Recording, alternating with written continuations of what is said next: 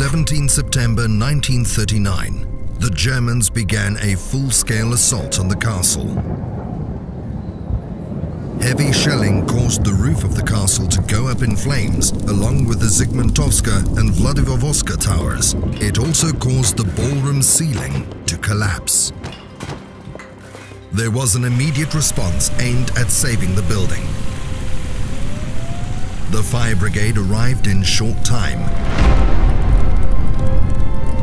and were aided by the inhabitants of nearby houses, all while under constant fire.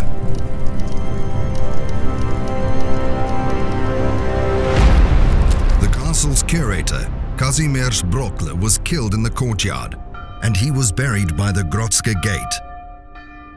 Later, his remains were buried in the Powązki Cemetery. A symbolic grave remains today at the site of his original burial.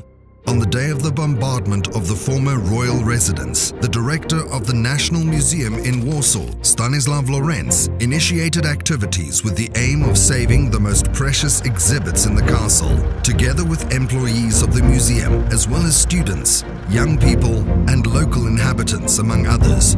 They transported paintings, sculptures, and other cultural treasures by car to the building of the National Museum. One of the cars was hit by a missile, killing some and injuring others.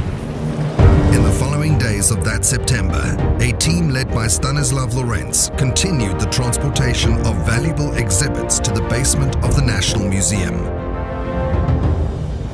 As Hitler's troops entered Warsaw, the next step in the castle's destruction began. The Germans removed what valuable furniture and decorative elements remained, such as flooring and paneling.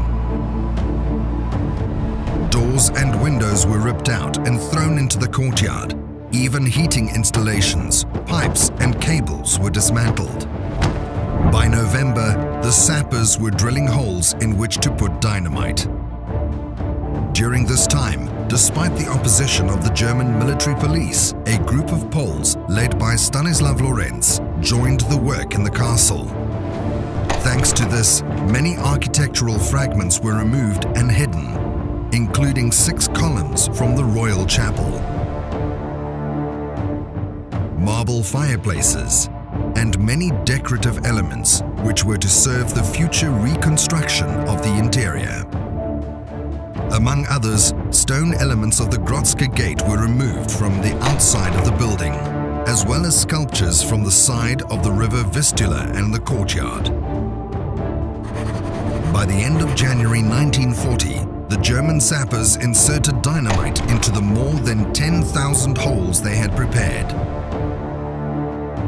Detonating cord was extended to Senatorska Street. However, no decision was yet made regarding detonation. It wasn't until September 1944 that the idea was revisited. The explosive charges were reinstalled, and this time the castle was demolished. The walls of the former royal residence collapsed. But was everything destroyed? The explosion destroyed everything above the level of the courtyard. What was below ground level remained. The oldest interior in the castle is the cellar of the Grodzka Tower. The tower was erected in the 14th century and was originally a freestanding building. In time, it became part of the castle as it underwent extension. In the 17th century, and probably before, its cellar functioned as a prison. Even today, we can discern over 100 signs carved into the bricks by the convicts. Among other surviving underground interiors, the 15th century Prince's Cellar stands out. It is described as the greatest secular Gothic room in Warsaw. Its many window holes, which were later filled in, bear witness to the long history of this place. One hypothesis states that it was originally the prince's treasure vault. An 18th century building is still in existence below the upper gardens. Was it a Masonic lodge, as one researcher believes? Currently Historically, it is thought that it most probably fulfilled the role of a storehouse. At ground level, a fragment of the wall with stairs has survived, as thick as the wall, probably leading to the tower. The King's Library, with its elegant interior, is an original chamber from the times of King Stanislav August. Situated in the northern wing of the tin-roofed palace, it escaped the tragic fortunes of the castle. However, cracks in its walls can be seen, which were caused by the explosion.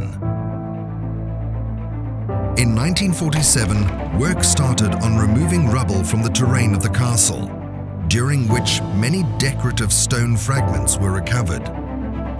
In the same year, the installation of the Grodzka Gate was commenced, using original elements which had been cut out and hidden in the National Museum during the occupation.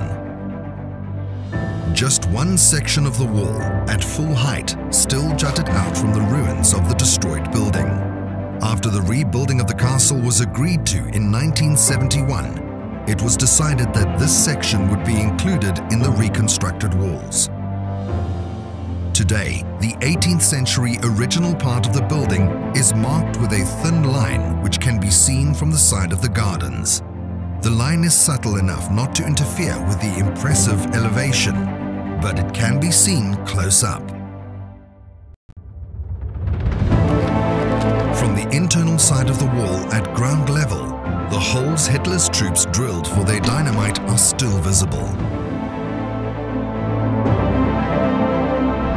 The king most probably looked down from the windows on the first floor. From the second floor, Stefan Jeromsky could observe the Vistula River. The author of Spring to Come lived in the castle from November 1924 to November 1925. Due to earlier accommodation problems, the great Polish writer and his family were given a 3-room apartment on the second floor by order of President Stanislav Wojciechowski. With the reconstruction of the castle, the decision was taken to include as many surviving elements as possible in the newly raised walls. A full inventory of what had been saved was carried out. The identification of where exactly the elements had originally come from was a major problem. It was particularly difficult to position the repeating decorative forms. The greatest help came from photographs. Thousands were analyzed. The most valuable were the most recent ones from the 30s and the occupation. Each part of the castle was studied, as the characteristics of individual fragments were scrutinized. All the stonework had been carried out by hand, so each piece was unique. The identification of damage, dirt, and traces of repairs was also helpful.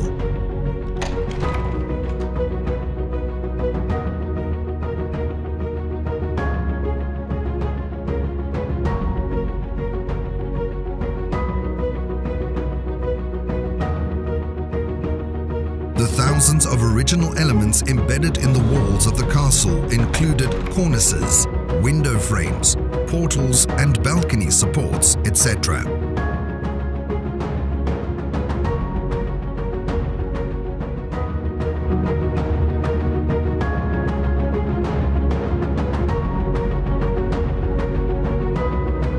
Decorative sculptures also returned to their places on the facade, 40% of which are originals.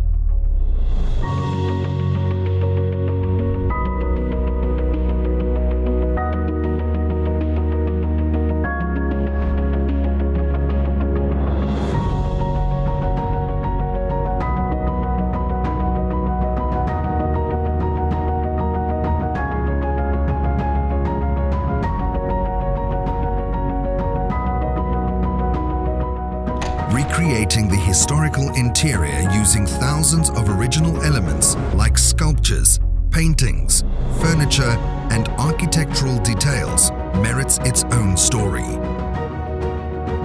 Here, though, we will pay some attention to the fireplaces that again adorn the castle chambers. The marble elements that were carved during the war allowed for 20 fireplaces to be reconstructed, often thanks to archive photographs. How to portray Poland. An 18th century sculptor depicted the country via the image of a lady with an eagle and a crown. After the reconstruction, it crowns the wing from the side of the Vistula. Remembering the original cellars of the former royal residence and the thousands of preserved elements which adorn the recreated chambers, it's also worth taking a closer look at the castle walls. Rebuilt from original elements, they have become a poignant link between their centuries-old history and the present day. They are also a testimony to the heroic work carried out by those saving and rebuilding the castle.